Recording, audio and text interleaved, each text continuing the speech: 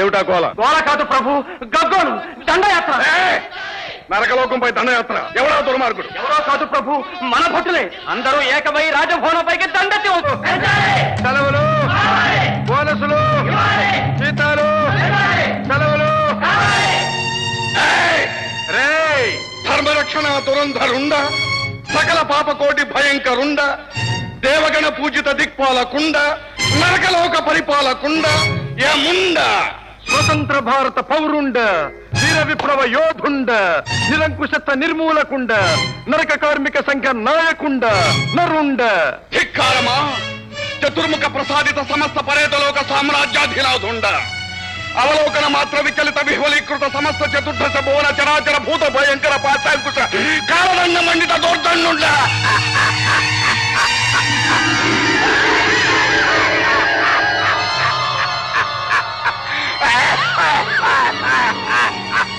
Sir sir sir sir కొంచెం ఇది తీసుకోండి సార్.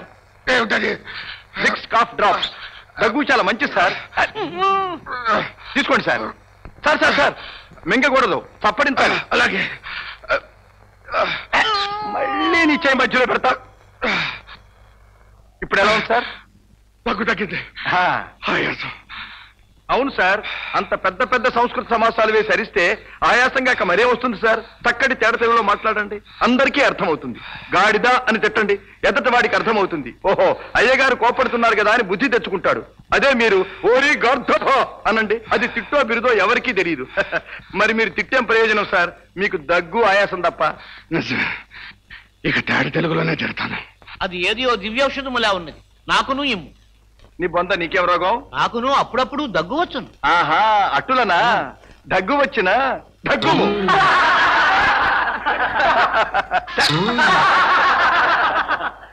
మరేమిటి గోల? యమ గోల, విప్లవ జ్వాల. మీ పరిపాలనలో కొన్ని అధర్మాలు అన్యాయాలు ఉన్నాయి సార్. సార్ సార్ సార్ ఆవేశపడకండి సార్, ఆయాసం వస్తుంది. అసలే బ్లడ్ ప్రెషర్ మనుషులు మీరు. చూడండి సార్, ఏ సమస్యనైనా సరే శాంతియుతంగా పరిష్కారం చేసుకోవాలి. మీరంటే నాకే కదా సార్, మా దేశంలో అందరికీ కూడా భక్తి భయము రెండు ఉన్నాయి సార్. మిగతా దేవుళ్ళందరూ ఎప్పుడో ఒకప్పుడు ఏ అబద్ధమో ఏ పాడు పనో ఏ అన్యాయమో ఏదో చేశారు సార్. మీరు మాత్రం కళంకం లేని మనిషి సార్, మోస్ట్ స్పాట్లెస్ క్యారెక్టర్. మా దేశంలో మీరంటే పాపులర్ సార్. నిజంగా ఎలక్షన్ లో కనుక నామినేషన్ వేశారు, పోటీ లేకుండా గెలుస్తారు sir. Sure cabinet minister. Cabinet minister ఏం కర్మ, చీఫ్ మినిస్టర్ అవుతారు సార్.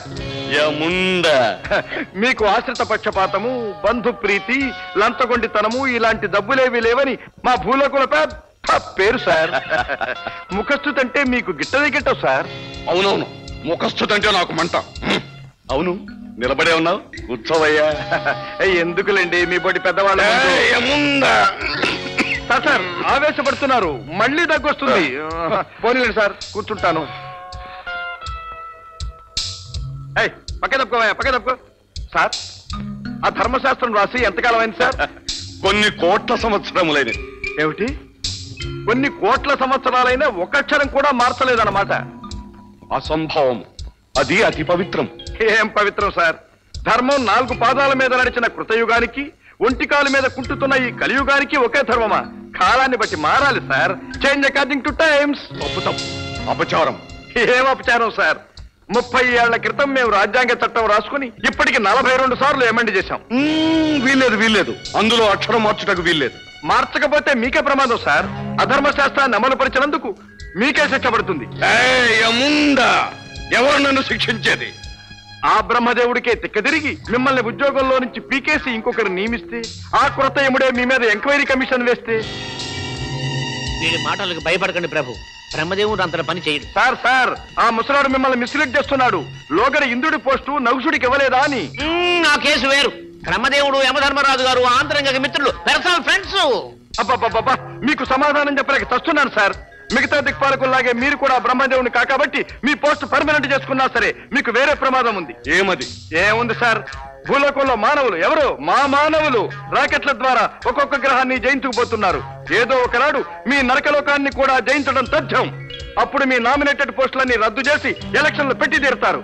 ఆ ఎలక్షన్ లో గెలుపొందిన ప్రజానాయకుడు ఎవడు ఆ సింహాసనం ఎక్కి తీరుతాడు. అంతేకాదు ఆ అధర్మ శాస్త్రానుసారం ఇంతవరకు మీరు సాగించిన అధర్మ పరిపాలన పరిశీలించమని ఒక ఎంక్వైరీ కమిషన్ వేస్తాడు. ఆ ఎంక్వైరీ కమిషన్ నివేదిక ప్రకారం మీ ఉద్యోగం ఓడటమే కాకుండా మీకు జైలు శిక్ష తప్పదు. వీడి బెదిరింపులకు మీరు భయపడకండి, నేనున్నానుగా. సార్ ఈ ముసలి పిన్ని అసలు నమ్మకండి.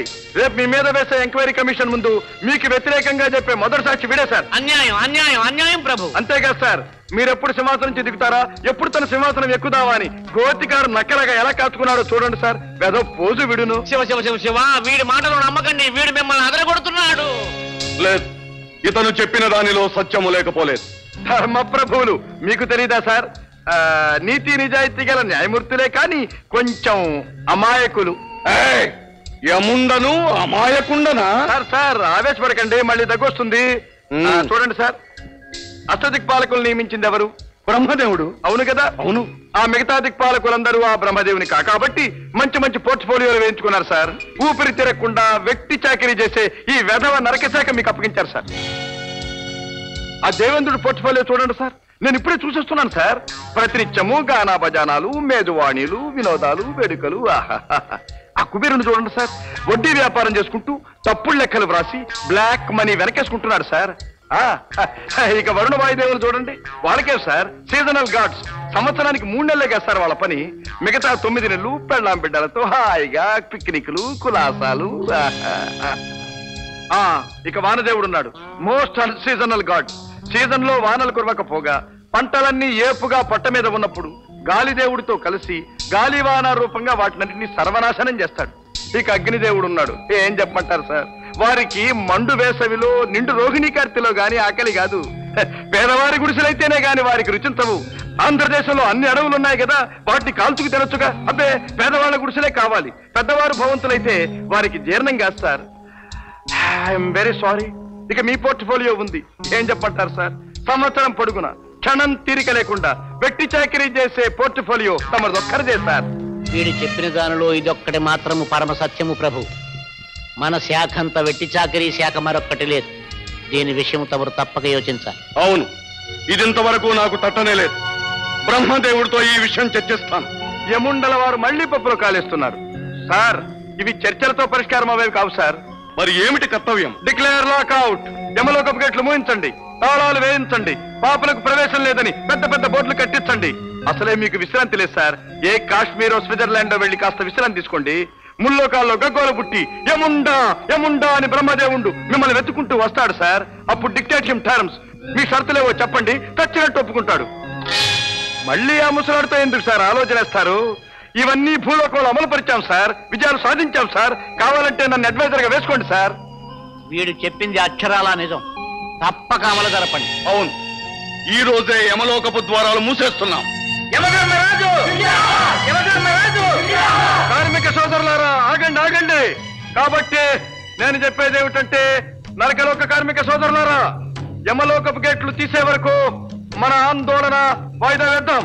ఆ తరువాత ధర్మ ప్రభువులు మన సమస్యలన్నింటినీ కూడా సానుభూతితో పరిశీలిస్తారు, పరిష్కరిస్తారు. ఏమంటారు? అవును. ఇంక్విలాబ్, యమలోక కార్మిక సంఘం, నిరంకుశత్వం, యమధర్మరాజు జిందాబాద్, యమధర్మరాజు, యమధర్మరాజు. Very good, very good. యముండా సార్, మీకు అభ్యంతరం లేకపోతే నాది చిన్న మనవి సార్. ఏమది? యమలోకపు గేట్లు తీసే వరకు మా పాపల కేసులన్నీ పెండింగ్ లో ఉంచుతారు కదా సార్. అవును.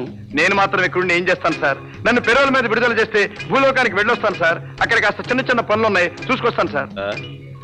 మీకేమాత్రం అనుమానం కలేదు సార్, మీరు వచ్చేసరికి వస్తాను. లేకపోతే నా పిల్లకబట్టి గిర్చుకురండి. ఇదిగో నా విజిటింగ్ కార్డు, నా అడ్రస్ తీసుకోండి సార్. సరే, అటులోనే వెళ్ళిరమ్ము. మళ్ళీ మేము తిరిగి వచ్చిన తర్వాత పిలిపిస్తాం. మీ మీద ఒట్టు. Thank you sir. Bye bye. Tata. చేయో కామ్రేడ్స్, వస్తాను.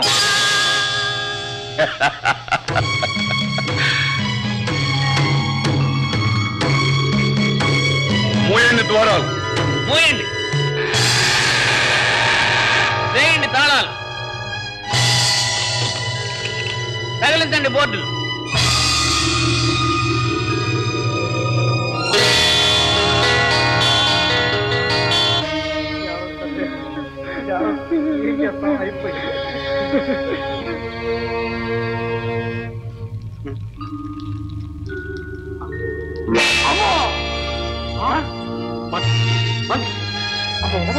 అమ్మో సచిన లేచాడు.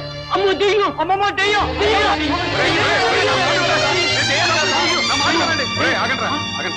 నేను దెయ్యాన్ని కాదురా, నేను బతికే ఉన్నాను రా. నువ్వు చచ్చిపోయావు కదరా. అవును చచ్చాను రా. తీరా పైకి పోయేసరికి యమలోకం గేట్లు మూసేస్తారు. పాపులకు ప్రవేశం లేదు, తిరిగి పో అన్నారు, వచ్చేస్తారు. అలాగా?